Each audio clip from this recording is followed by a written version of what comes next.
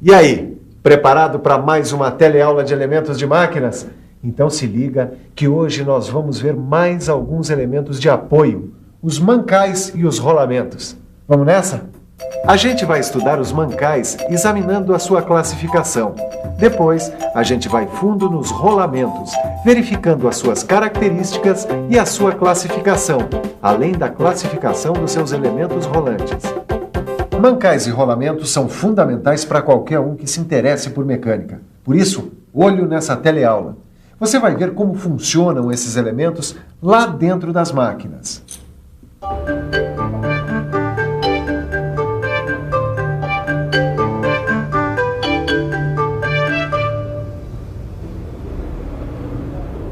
E aí, mestre Silva, tá com problema nesse rolamento?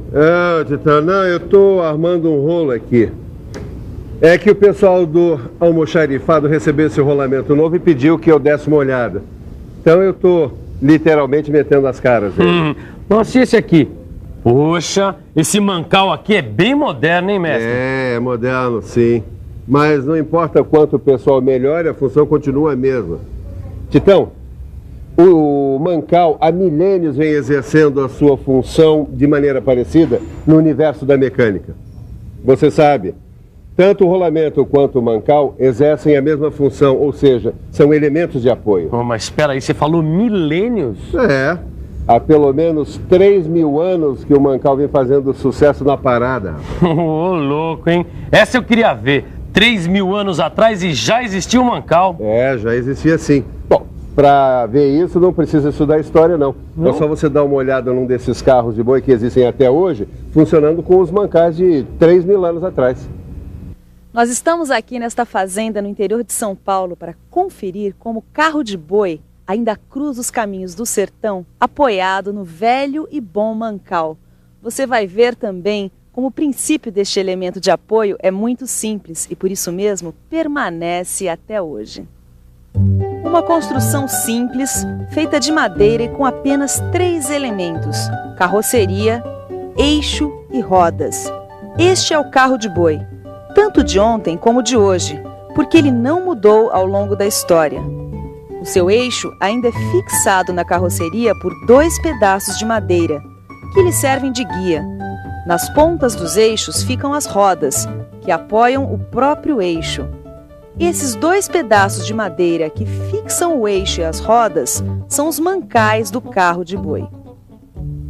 Para você que estuda mecânica na cidade, nós vamos dar uma definição de mancal diretamente do campo. Mancal é simplesmente um suporte ou uma guia em que se apoia um eixo. Agora acontece que o contato entre o eixo e o mancal sempre foi problema, Titão. No contato entre a superfície do mancal e a superfície do eixo, ocorre o que a gente chama de atrito. Olha, muito bem. Pois é isso mesmo, é o atrito. O problema, Titão, continua o mesmo. Só que hoje em dia a gente tem elementos que atenuam esse atrito. Elementos tais como Não seria a bucha, mestre Silva? Tô gostando de ver, hein? Pois é, voltando ao que eu estava dizendo. Dependendo do tipo de aplicação, existe um tipo específico de mancal. Como assim, mestre? Não entendi. É porque existem 2 tipos básicos de mancais, o de deslizamento e o de rolamento. Vamos dar uma conferida no mancal de deslizamento para você entender direitinho como é a questão. Para entender como funciona um mancal de deslizamento é que nós estamos aqui nesta oficina do Senai. Professor João, por favor, o que é e para que serve um mancal de deslizamento? Bem, um mancal de deslizamento é um mancal com uma bucha fixada no suporte. Ele é usado em máquinas pesadas ou em equipamentos de baixa rotação. Por que equipamentos de baixa rotação? Porque a baixa velocidade evita o superaquecimento dos componentes expostos ao atrito. E se eu precisar de um mancal com maior velocidade? Bem, nesse caso, para uma maior velocidade e atrito menor, o mais indicado é usar um mancal de rolamento. Vamos ver agora o que é um mancal de rolamento.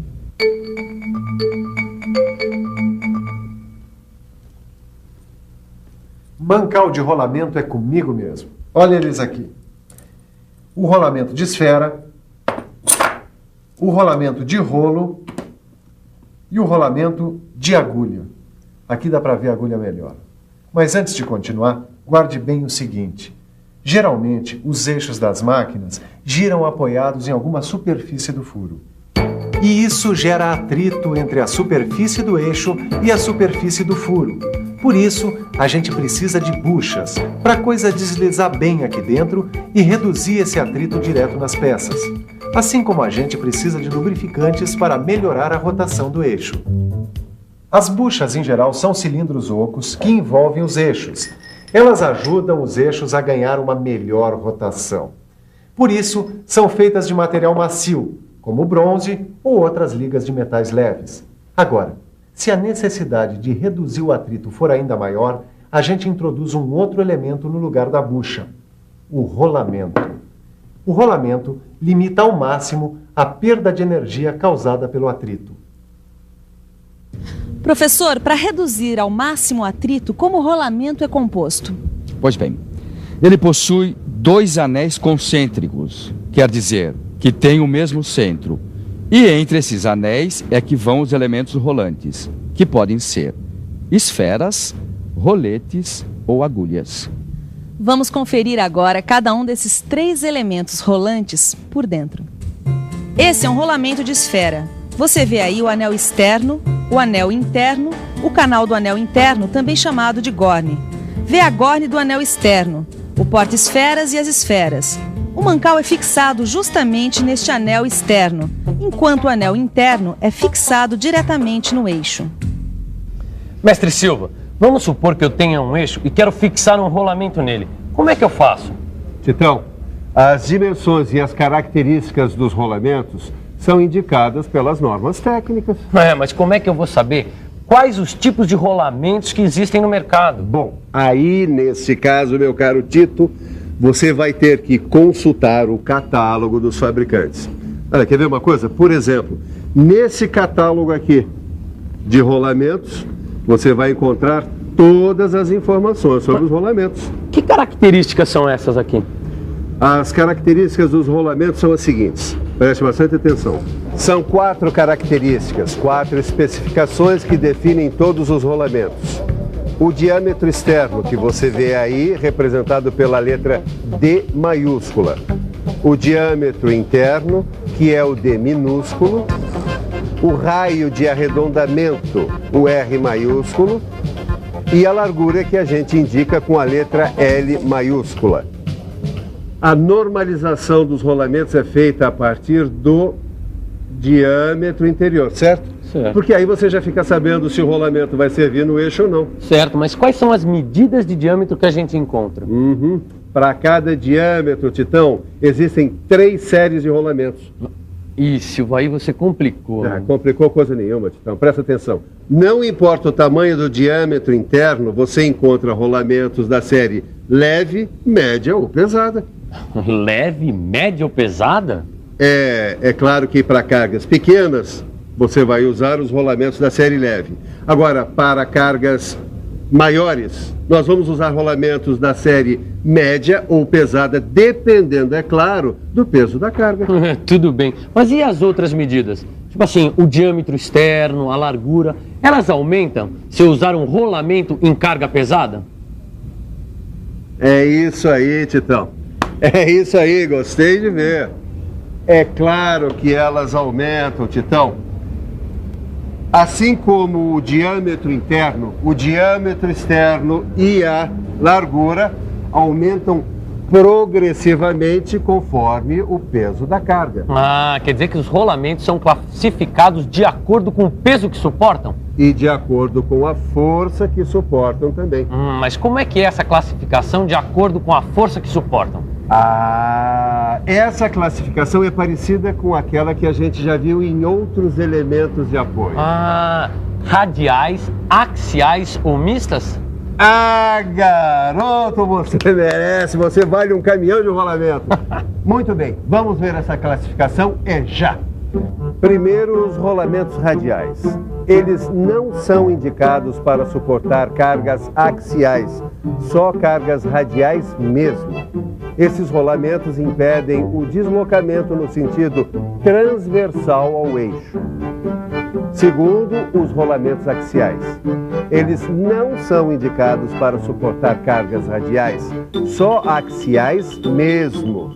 Esses rolamentos impedem o deslocamento no sentido axial, quer dizer, longitudinal ao eixo. Terceiro, os rolamentos mistos. Eles suportam tanto a carga axial quanto a radial e impedem o deslocamento nos dois sentidos, transversal ou longitudinal. Agora, Silva, para que serve um e para que serve outro tipo de rolamento? Ah, Titão, tem uma infinidade de rolamentos aí no mercado. É rolamento para... Você quer ver uma coisa? É rolamento para máquina agrícola, é rolamento para motor elétrico, para ferramenta, para compressor, construção naval. Rapaz, aí varia muito. Varia muito mesmo, viu? Poxa, Silva, eu adorei esse nosso novo assunto, rolamentos. Eu vou para casa e vou dar uma boa estudada no livro de estudos. É bom mesmo porque tem muita coisa ainda para aprender. Principalmente os elementos rolantes que vão dentro dos rolamentos e que a gente ainda não aprendeu. O professor vai nos mostrar agora os tipos de elementos rolantes que vão dentro de cada rolamento. Por favor. Esse aqui é o rolamento com elementos rolantes de esfera. Essas esferas permitem que ele trabalhe em rotações mais elevadas. Esse aqui é o de rolo. Os corpos rolantes aqui são formados por cilindros, por rolos cônicos ou barriletes. Esses rolamentos suportam cargas maiores, mas a velocidades menores. Esse aqui é o de agulhas. Os corpos rolantes aqui são de diâmetro pequeno e comprimento grande. São usados em mecanismos oscilantes, onde a carga não é constante e o espaço radial é limitado. Pois muito bem. Você viu agora o que pode e o que não pode fazer com os vários tipos de rolamentos. Agora, alguém já te falou nas vantagens e desvantagens de usar um ou outro tipo? Hã? Então eu vou contar para você algumas delas. As principais vantagens do uso de rolamentos são o menor atrito e o menor aquecimento que eles causam, a baixa exigência de lubrificação, a intercambiabilidade internacional, ou seja, a facilidade de reposição em qualquer país. O rolamento também não desgasta o eixo e provoca um pequeno aumento da folga durante sua vida útil. Agora, as desvantagens. Os rolamentos têm maior sensibilidade aos choques, têm maiores custos de fabricação. Sua tolerância é pequena para a carcaça e o alojamento do eixo. Eles não suportam cargas tão elevadas como os mancais de deslizamento e ocupam maior espaço radial. Agora sim, você já está em condições de se virar sozinho quando o assunto for mancais e rolamentos, desde que você pegue seu livro, estude a lição e faça os exercícios. Aí sim, tudo vai rolar direitinho para o seu lado.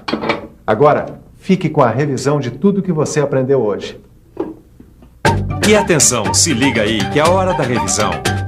Na nossa teleaula de hoje, a gente estudou mais alguns elementos de apoio, os mancais e rolamentos.